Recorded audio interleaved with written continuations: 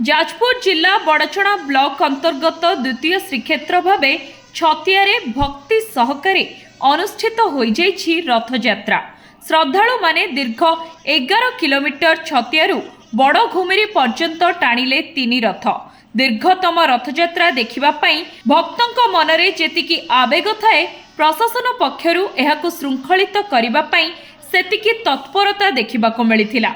1999 मसीहारे प्रथम करी एही रथयात्रा आरंभ होइतिला। 16 नंबर जातीय राजपथ रे 8 किलोमीटर रथ गड़िला परे कढ़ई छकठारू माउसीमा मंदिर बड़ घुमुरीरू 3 किलोमीटर गड़े एही रथ। राजपथ रे यातायात करुथुबा अनेक यात्री एही रथयात्रा रे किछि समय सामिल होई निजकु धन्य माने करंती, जहाँकि महाप्रभुଙ୍କ दीर्घतम रथयात्रा बड़चणा अंचल पई स्वतंत्रता बहन करिछि। चलित वर्ष प्रशासन पक्षरु व्यापक सुरक्षा व्यवस्था करा जायथिला। प्रशासनिक अधिकारी माने मध्य उपस्थित थिले। दीर्घ 26 वर्ष हेलाणी प्रभुंकर रथयात्रा कार्यक्रम चली।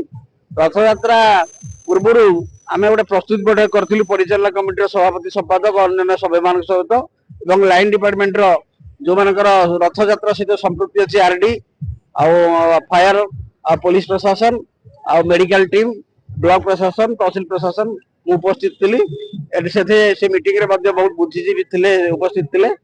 प्रभुंकर रथयात्रा केमती सुरुक विशेषकर ये माने छतियारू 11 किलोमीटर बड़ घुमुरे प्रभु जाई पहुंचती माउसी मंदिर में जमती सुरुक समस्त सजग अच्छा। पुलिस प्रशासन सजग अच्छी। ब्लॉक प्रशासन तरफ पानी व्यवस्था कराई क्रिया पानी एवं परिचालना कमिटी कराई मेडिकल टीम अच्छी। समस्त सजग अच्छा। प्रभुंकर इच्छा आज कार्यक्रम शीघ्र दीर्घ 26 वर्ष धरी स्थानीय जनसाधारण साहाय्य सहयोग सहानुभूति चली। आर कौन व्यक्तिगत संपत्ति नुहे।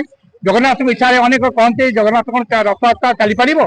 आम कहू जगन्नाथ इच्छा जदि हम ये चलो, जगन्नाथ इच्छा जन हम बंद हो कार किसी कहबार नहीं। से महाप्रभु जगन्नाथ आशीर्वाद रथयात्रा चली चलो। से 11 किलोमीटर जहाँकि ओडिशा रे वीर रथयात्रा जातीय राजपथ 8 किलोमीटर और 3 किलोमीटर हूँ एनएच रु बड़घुमुरी रथ सुरुखुरी चलो। बड़चणारू सौम्यरंजन साहू रिपोर्ट, धरित्री लाइव।